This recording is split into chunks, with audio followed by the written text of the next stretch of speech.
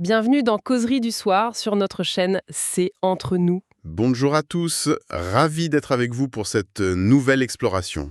Alors aujourd'hui, on va imaginer un instant un scénario un peu dingue. Disons qu'une personne vit seule, elle traverse vraiment la période la plus sombre de son existence. Elle est au fond d'une dépression clinique sévère, quoi. Ouais, le genre de moment où on perd tous ses repères. Exactement. Et au beau milieu de la nuit, elle entend des bruits de pas hyper lourds dans sa chambre. Et un autre jour, elle entend carrément la clé de Shell tourner, la porte de son frigo s'ouvrir, puis se refermer. Ah ouais, la totale. Et le soir même, en fait, son ex-mari passe à l'appartement et lui demande pourquoi elle a bu la moitié d'une bouteille d'une boisson protéinée très spécifique, tu sais, un sport shake, alors qu'elle prend aussi du Rivotril à côté. Sauf que cette personne n'a absolument rien bu et personne d'autre n'est entré dans l'appartement. Pour l'immense majorité des gens, ce genre d'intrusion physique de l'inexplicable, ça signerait le début d'un vrai film d'horreur. Carrément. Ou en tout cas, le début d'une panique absolue. C'est justement ce qui rend se replonger au cœur des sources du jour si captivantes. Parce que pour Rosemy Paradis, ces événements, c'était pas du tout la fin de sa santé mentale. C'était le point de départ d'une réinitialisation identitaire complète et d'une guérison radicale. C'est fascinant. Mais on a sous les yeux son témoignage qui est documenté dans son ouvrage qui s'appelle Du chemin de croix au chemin des lois. Et la mission de notre analyse aujourd'hui, c'est vraiment de décortiquer son parcours. Parce que Rosemy, c'est la fille du célèbre troubadour haïtien Rodrigue Millian, et elle a grandi dans l'écosystème le plus strict possible de l'église évangélique. Pour finalement tout déconstruire, quoi. Voilà, tout quitter, embrasser la spiritualité de ses ancêtres, jusqu'à devenir une mambo, c'est-à-dire une prêtresse de la religion vaudou. Alors il est hyper crucial de poser notre cadre analytique d'emblée pour ceux qui écoutent. À travers ces documents, notre objectif n'est en aucun cas de faire le procès d'un dogme religieux, ni d'en glorifier un autre d'ailleurs. Tout à fait, c'est pas le but. Non, voilà. Les sources nous invitent plutôt à une observation purement psychologique et humaine. On va vraiment étudier cette trajectoire comme un cas clinique fascinant sur la dissonance cognitive, la mécanique des croyances et comment un individu parvient à traiter des traumatismes transgénérationnels hyper profonds. Alors, plongeons directement dans le mécanisme de cette rupture, si tu veux bien. Parce qu'avant même de parler de voodoo ou de fantômes, il y a un effondrement psychologique. Un effondrement total, ouais. Rosemy, elle décrit son enfance comme vraiment l'archétype de l'éducation évangélique stricte. Et c'est pas juste aller à la messe le dimanche, hein. Non, c'est tout un mode de vie. C'est un écosystème total. Elle parle des chaussures vernies qu'il faut absolument cirer la veille, des plus beaux vêtements repassés avec un soin maniaque, des répétitions de la chorale, des séminaires. En fait, sa vie sociale entière, ses amis, ses repères, tout est contenu dans les murs de cette église. Et en sociologie des religions, c'est exactement ce qu'on appelle un environnement totalisant. D'accord? C'est-à-dire que ce type d'environnement offre une sécurité affective qui est immense, mais en retour, il exige une adhésion absolue aux règles du groupe. Sans faille. Voilà. Et le danger psychologique survient quand l'individu commence à observer un décalage entre le discours officiel du groupe et la réalité tangible. C'est la définition même de la dissonance cognitive. Et dans ses notes, cette douleur, elle est hyper palpable. Elle écoute des prêches qui affirment avec un aplomb incroyable que le reste de l'humanité, genre les musulmans, les bouddhistes et même les catholiques, brûlera en enfer. Rien que ça. Bah oui, et pour elle, cette vision d'un univers où seule une infime poignée d'élus serait sauvée, ça entre en collision frontale avec la notion d'un Dieu d'amour infini, quoi. C'est logique. Et cette théorie de l'amour, elle la voit complètement s'effriter dans la pratique au quotidien? Ah mais grave, elle pointe du doigt une hypocrisie sociale qui la ronge de l'intérieur. Elle raconte qu'elle voit l'Assemblée juger impitoyablement une jeune fille tombée enceinte hors mariage en la traitant de Jézabel. Waouh, la violence du truc. Et à côté de ça, il ferme les yeux sur des comportements bien plus graves au sein de la hiérarchie. Elle évoque aussi le poids de l'argent, tu sais, la pression constante pour verser la dîme, pendant que les dirigeants, eux, affichent un train de vie luxueux avec de belles voitures. C'est le classique décalage entre le prêche et l'action. Mais au-delà de ces observations, il y a un aveu d'une vulnérabilité terrifiante dans son récit. À un moment, elle finit par admettre qu'au fond d'elle-même, elle ne sent pas l'amour de Jésus. Et ça, c'est le point de bascule. Quand on a été conditionné, depuis la naissance en fait, à trouver sa seule source de valeur dans une figure divine spécifique, admettre qu'on n'en ressent ni la présence ni l'amour, c'est comme admettre que l'oxygène qu'on respire est toxique. C'est une belle image, ouais. Le cerveau ne peut pas maintenir cette contradiction indéfiniment. C'est juste impossible. Donc, l'effondrement devient inévitable. Et c'est exactement ce qui se passe au début de sa trentaine, vers 30 ou 31 ans. Elle prend une double décision qui équivaut, on va pas se mentir, à un suicide social dans son milieu. Complètement. Elle arrête net de fréquenter l'église et elle demande le divorce. Un divorce avec un homme qu'elle avoue n'avoir jamais vraiment aimé en plus. Ouais, c'est une démarche hyper parlante. Moi, j'ai une analogie pour ça. Imaginons quelqu'un qui a passé des décennies à remplir scrupuleusement toutes les cases d'un espèce de CV socialement acceptable. Ouais, le diplôme, le mariage. C'est ça, on obtient le bon diplôme, on épouse la bonne personne qui est validée par la communauté, on coche la case de la maison, de la respectabilité, et puis un matin, cette personne se regarde dans le miroir et réalise que ce CV, il appartient à un étranger, en fait. C'est pas sa vie. Et la chute qui suit cette prise de conscience, Rosemy l'a décrit comme une véritable hécatombe. Le mot est fort. Mais le terme n'est pas exagéré si on analyse les conséquences sociales. S'extraire d'un environnement totalisant, ça implique un prix colossal. Tu perds l'intégralité de ton tissu relationnel du jour au lendemain. Tu deviens un pestiféré. Exactement. En quittant son mari et son église, elle devient instantanément une source de déception énorme pour sa propre mère, un sujet de scandale pour ses amis. Elle se retrouve face à un vide abyssal. Faut un courage de dingue. C'est une épreuve de force psychologique majeure.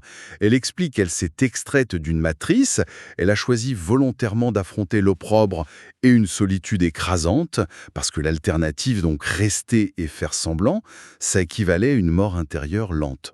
Donc elle déchire ce faux CV, elle se retrouve dans son appart, isolée, en pleine dépression sévère, et honnêtement, on pourrait s'attendre à ce qu'elle entame un long parcours classique de psychanalyse, de médocs, de reconstruction. Bah oui, ce serait le parcours habituel. Mais c'est précisément là que l'univers, ou le monde invisible selon ses termes, décide de faire une entrée fracassante. Elle explique que le vaudou, ça s'est pas présenté à elle comme une petite illumination douce pendant une séance de yoga, hein. Ah non, pas du tout.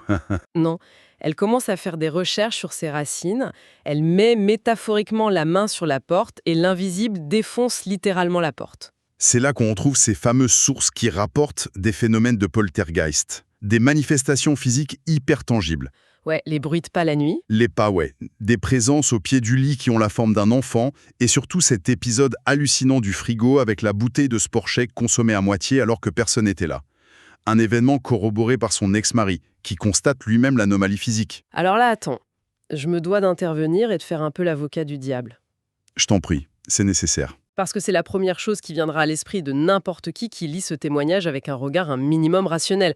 On parle d'une femme qui vient de perdre tout son univers, elle est en dépression profonde, soumise à un stress émotionnel extrême. Oui.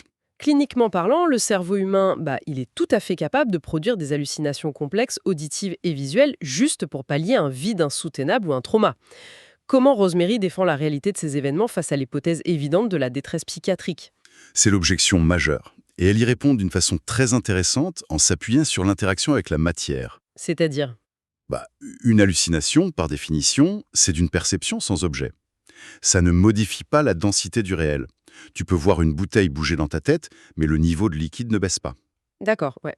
Or, la diminution du liquide dans cette fameuse bouteille dans le frigo, elle a été constatée par un tiers, son ex-mari, qui, lui, n'était pas sujet à cette même détresse psychologique. Pour elle, c'est la preuve irréfutable de l'extériorité du phénomène. Mais au-delà de la preuve matérielle, ce qui est passionnant sur le plan psychologique, c'est comment elle gère la terreur que ça génère. Parce qu'elle était terrifiée au début, c'est logique. Ah mais absolument terrifiée. D'autant plus que son esprit était saturé par le folklore et la diabolisation de son ancienne religion évangélique. Bah oui, les esprits égalent les démons. Voilà.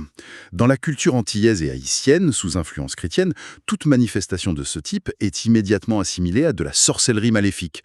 On pense au fameux mari de nuit ou au loup-garou venu pour te détruire. Ouais, le fameux mythe. Le travail d'inculcation de Rosemy a consisté à affronter cette terreur paralysante. En restant dans l'expérience au lieu de fuir, elle a fini par décoder l'intention derrière ces manifestations. Elle a compris que ces entités ne lui voulaient aucun mal. Elles essayaient juste d'établir une communication. C'est un sacré changement de paradigme. Et transformer cette peur viscérale en compréhension, ça a été la clé de voûte de sa nouvelle conviction. Du coup, une fois que ce pont est établi avec l'invisible, comment elle redéfinit sa vision du monde? Parce qu'elle sort d'un système, on l'a dit, extrêmement rigide. Très dogmatique. Et un des concepts les plus forts de son livre, c'est vraiment son refus de définir le vaudou comme une religion traditionnelle avec ses petits dogmes et ses péchés. Elle préfère utiliser le mot latin religare, ce qui signifie se relier à quelque chose de plus vaste, se relier à la nature et aux ancêtres. C'est un point de rupture fondamental avec la pensée théologique occidentale, ça. Pourquoi? Parce que dans un dogme classique, la règle est extérieure et universelle. Ce qui est interdit l'est pour tous, en tout temps. C'est écrit dans le texte, point. La conceptualisation du vaudou par Rosmy, elle, repose sur l'alignement énergétique individuel. La règle devient intime, vibratoire, c'est du sur-mesure en fait. Et le meilleur exemple qu'elle donne pour illustrer cette liberté, je trouve, c'est l'histoire du porc. Ah oui, très bon exemple. Dans les autres grands monothéismes, la viande de porc, c'est souvent frappé d'un interdit formel et collectif. Mais selon Rosmy, dans le vaudou, savoir si tu peux manger du porc, ça dépend uniquement de ta propre énergie, de ta constitution et de tes entités protectrices. Ce qui sera toxique pour l'un sera totalement neutre pour l'autre, quoi. C'est ça, c'est une liberté vertigineuse quand tu y penses. Mais attention, elle précise bien que cette liberté s'inscrit dans un respect absolu des lois naturelles. Elle cite l'exemple du cousin Zaka, l'entité de l'agriculture. Oui, le maître des champs. Voilà, il est maître de son champ, il sème quand il veut, mais s'il refuse de respecter le cycle des saisons, la terre ne donnera rien. La liberté totale, mais dans le cadre des lois de la nature. Et cette notion de mécanique énergétique nous emmène à la théorie, pour moi, la plus pointue développée par Rosmy pour expliquer comment fonctionnent les religions, que ce soit le christianisme, l'islam ou le vaudou. Elle utilise le concept d'égrégore. Ah oui, l'égrégore, c'est passionnant ça. Historiquement, dans l'ésotérisme, un égrégore, c'est une forme pensée. C'est une entité énergétique géante qui est créée, nourrie et maintenue en vie par la ferveur collective. Plus il y a de fidèles qui y croient et qui prient, plus l'égrégore grossit et devient capable de produire des effets concrets. Et c'est là qu'elle applique ce concept aux églises évangéliques afrodescendantes et elle propose un renversement de perspective, mais stupéfiant. À l'analogie du téléphone. Oui, on a tous en tête ces images de culte intense, tu sais, avec des chorales grandioses, des fidèles qui tombent en transe, qui pleurent, qui se mettent à trembler ou à parler en langue. Oui, les manifestations du Saint-Esprit, officiellement. Voilà, l'Église dit que le Saint-Esprit descend du ciel pour pénétrer les fidèles, mais Rosmy, elle balle ça avec son analogie du téléphone portable déchargé. C'est le cœur de son argument. Selon sa lecture énergétique, ces fidèles d'origine africaine ou caribéenne portent en eux, dans leur ADN spirituel, l'essence de leurs ancêtres. Mais à cause de l'acculturation et de l'esclavage, ces esprits sont en sommeil. Comme un téléphone dont la batterie est à zéro. Et qu'est-ce qui se passe pendant le culte néant-pétécoste ? Il y a les tambours, les chants rythmés, les balancements du corps, une intensité émotionnelle collective de dingue. Ça crée une fréquence. Exactement. Tout ça crée une fréquence vibratoire spécifique. Rosmy affirme que c'est cette fréquence générée par l'égrégore de l'Église qui vient recharger la batterie intérieure des fidèles. C'est fascinant comme grille de lecture. C'est pas une force extérieure chrétienne qui s'empare d'eux, c'est leurs propres ancêtres qui se réveillent et se manifestent en réagissant à l'énergie de la pièce. C'est vertigineux. Elle ne nie pas l'authenticité de la transe, elle en réattribue juste la source de manière logique par rapport à sa vision énergétique. Ça bouscule tout, hein ? Absolument. Mais la théorie a ses limites. Dans la tradition vaudou, l'ancrage territorial et la lignée sanguine sont primordiaux. Pour que sa métamorphose soit vraiment complète, il fallait qu'elle confronte tout ça à la réalité physique de la terre haïtienne. D'où son voyage initiatique en 2015. Un voyage hyper symbolique, d'autant plus qu'elle n'avait pas de lien très fort avec Haïti en sa jeunesse. Elle avait grandi loin de son père, Rodrigue Millien. Et le rapprochement ne s'est fait que tardivement, je crois. Ouais, en 2008, après qu'il ait fait un AVC. Mais le truc fou, c'est que malgré cet AVC, il garde une lucidité totale sur l'histoire familiale. C'est lui qui lui donne les indications exactes pour retrouver le Lakou d'origine à Léogane. Le Lakou, pour préciser à ceux qui ne connaissent pas, c'est bien plus qu'une maison. C'est une cour familiale traditionnelle, un espace communautaire qui abrite le sanctuaire spirituel de toute la lignée. Et alors, le récit de son arrivée sur ce Lakou, c'est digne d'un roman. Les synchronicités sont incroyables. Elle débarque de France sans avoir prévenu qui que ce soit. Elle entre dans la cour et là, les gens s'arrêtent et la reconnaissent instantanément. Comment ? Juste en regardant ses yeux clairs, parce qu'elle a hérité des yeux de son grand-père, Catulle. Déjà, niveau coïncidence génétique et timing, c'est fort. Mais le vrai choc, c'est le calendrier, non ? Ah ben, le calendrier, c'est lunaire. Elle arrive sur le domaine très exactement 15 jours après le décès de l'héritier spirituel du Lakou. L'homme qui avait la charge de maintenir l'équilibre du lieu venait de mourir. Et dans la cosmogonie vaudou, le hasard, ça n'existe pas. Ce timing mathématique de 15 jours, c'est lu comme le signe ultime. La place était vacante et l'invisible l'a littéralement poussé à traverser l'Atlantique au moment exact où la lignée avait besoin d'un nouveau canal. Ça soulève d'ailleurs une question technique hyper importante. Rosemy, à la base, elle cherchait juste à guérir sa dépression, à se reconnecter. Est-ce que le simple fait de s'initier au vaudou t'oblige à devenir mambo, donc prêtresse, et à gérer un lacou entier? Bonne question. Ces notes sont très claires là-dessus. Non, il n'y a aucune obligation de sacerdoce. Ouf. Bah oui, heureusement. Quelqu'un peut tout à fait faire les rites d'initiation, ce qu'on appelle devenir un kanzo, juste pour trouver un équilibre perso, pour savoir comment honorer ses ancêtres dans son salon, sans jamais avoir de rôle public. D'accord, je vois. L'ascension de Mambo ou de Ongan pour les hommes, c'est d'une autre nature. Elle compare ça au clergé de l'Égypte antique. Devenir Mambo, c'est accepter d'être un serviteur pour la communauté. C'est lourd. Très lourd. C'est le devoir d'organiser les cérémonies, de diagnostiquer les maux invisibles des autres, de transmettre un savoir. C'est une charge mentale énorme. Mais son appel à elle impliquait ce niveau de sacrifice. Un fardeau d'autant plus complexe qu'elle a dû l'importer en France, puisqu'elle vit en région parisienne, elle n'est pas restée en Haïti. Et on le sait, pratiquer le vaudou en Europe, c'est se prendre un mur de préjugés inouïs. C'est clair. Et c'est pour ça qu'elle a écrit son livre. Exactement. C'est un ami Hungan qui lui a dit un truc du genre écris non pas pour te justifier, mais pour servir de balise à tous ceux qui, comme toi avant, errent dans la solitude de la dissonance cognitive. Et son livre devient une vraie plateforme pour analyser un truc sociétal dramatique, la haine de soi culturelle. Ah oui, c'est le point le plus dur de son constat. Elle explique que la diabolisation la plus féroce du vaudou, elle vient même pas de l'Occident. Elle est entretenue par les Haïtiens eux-mêmes. C'est le résultat de 300 ans d'esclavage et d'une acculturation d'une violence inouïe.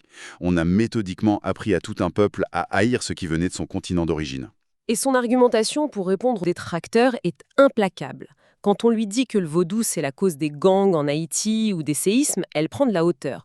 Elle dit regardez les yakuza au Japon. Ils ont leurs propres rituels mystiques, leurs tatouages protecteurs, et personne dit que la spiritualité japonaise est maléfique. Exactement. Elle rappelle que la magie, l'ésotérisme, c'est partout, dans la cabale juive, dans la franc-maçonnerie, et même chez les catholiques avec leurs reliques. Pourquoi seule la tradition afrodescendante porte le chapeau de tous les malheurs?